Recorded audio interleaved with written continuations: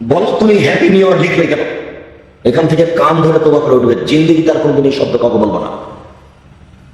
তুমি অশিক্ষিত, তোমার জাতি অশিক্ষিত, তোমার মাস্টার অশিক্ষিত, তুমি এটাকে স্বাগতম জানালে কি করে? শুধু শুধু তাই নয়, যারা জানুয়ারির 1 তারিখে শুভদিন বলেছে, যারা পহেলা বৈশাখকে শুভদিন বলেছে, তাদের বিচারের মাঠ হবে ইহুদিদের সাথে, খ্রিস্টানদের সাথে তাদের বিচার মাঠ হবে হিন্দুদের সাথে। তাহাজ্জুদ পড়লেও বললে হ্যাপি নিউ ইয়ার, শুভ দিন। বলো জানুয়ারির 1 তারিখে, পহেলা জানুয়ারিতে কি করলেন আছে? কেন তুমি হ্যাপি নিউ ইয়ার বললে? এটা শিরক কিনা? হ্যাঁ, তোমাকে, তোমার মাস্টারকে, তোমার জাতিকে যদি আমি অশিক্ষিত প্রমাণ করতে না পারি, জাতির সামনে বক্তব্য দেবো না বেটা। আজকের পরে তুমি মরা পর্যন্ত কোনোদিন ইংরেজি মাসের প্রথম দিনকে শুভ দিন বলে জানাও যদি, তাহলে তুমি একদম খাঁটি মুনাফিক, তুমি বক্তব্য শুনে মানো না। পহেলা বৈশাখ হলো হিন্দুদের প্রথম দিন, আর পহেলা জানুয়ারি হচ্ছে ইহুদি খ্রিস্টানের প্রথম দিন। বলো তোমার খুশি হলো কেন? শোনো, মানুষ অপশু হয়েও না, মানুষ অপশু হয়েও না, সাহাবীদেরকে একটু মূল্যায়ন করিও। বলো তুমি হ্যাপি নিউ ইয়ার লিখলে কেন?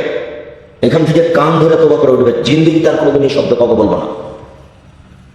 তুমি অশিক্ষিত, তোমার জাতি অশিক্ষিত, তোমার মাস্টার অশিক্ষিত, তুমি এটাকে স্বাগতম জানালে কি করে?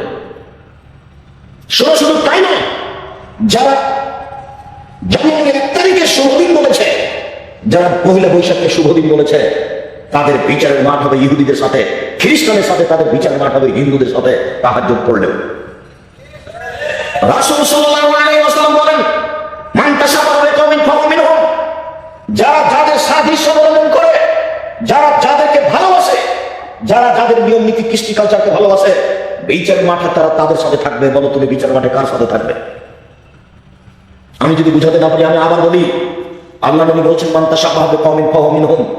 যারা যাদেরকে ভালোবাসে, যারা যাদের নিয়ম নীতিকে পছন্দ করে, যারা যাদের পোশাক আশাককে ভালোবাসে, যারা যাদের কৃষ্টি কালচারকে ভালোবাসে, বিচারের মাঠে তারা তাদের সাথে থাকবে। বলো তুমি হ্যাপি নিউ ইয়ার লিখলে কেন? বলো তোমার বিচারের মাঠ কার সাথে হবে? তোমার বিচারের মাঠ ইহুদি নাসারাদের সাথে হবে। তুমি সাবধান থাকো, তুমি একজন অশিক্ষিত মানুষ। শোনো, কোন দিনকে মূল্যায়ন করা শিরক, এই কথা একটু পরে বলছি। আপাতত বলে গেলাম, আপনার পরকাল ইহুদি খ্রিস্টানের সাথে তওবা করা ছাড়া কোনো পথ নাই। আপনি একে স্বাগতম জানালেন কেন? এতে আপনার আনন্দের কি আছে? ইহুদিদের দিনের সাথে আপনার আনন্দ কি করে হয়? এই ইহুদি খ্রিস্টান মুসলমানের চিরশত্রু, আর তুমি কি করে জানুয়ারির 1 তারিখে শুভদিন বলে আনন্দ ফুর্তি করো? তুমি মুসলমানের বাচ্চা, তোমার লজ্জা হয় না? তোমার গোষ্ঠ মুসলমান, তোমার রক্ত মুসলমান, তোমার মেজাজ মুসলমান, তোমার বুদ্ধি মুসলমান, তোমার বিদ্যা মুসলমান, তোমার নীতি মুসলমান। তোমাকে আমি বারবার বলেছি যে কোনদিন ইহুদি খ্রিস্টানের কোন কর্মকে পছন্দ করো না, তার সব কিছুকে ঘৃণা করতে হবে। তার নীতিগুলোকে জানার জন্য, দেশের নোংরা নীতি জানার জন্য আপনাকে আমি একটা বই পড়তে বলেছিলাম, যে শিক্ষা বনাম জাহেলিয়াত। শিক্ষা বনাম জাহেলিয়াত বইটা পড়েন না কেন? 10 বার পড়বেন। শিক্ষা বনাম জাহেলিয়াত বইটা 10 বার পড়বেন। সব শিক্ষামন্ত্রীকে বারবার উপদেশ দেওয়া আছে, শিক্ষামন্ত্রীকে আরো পড়া লাগবে, ও আবার কি বই লিখবে?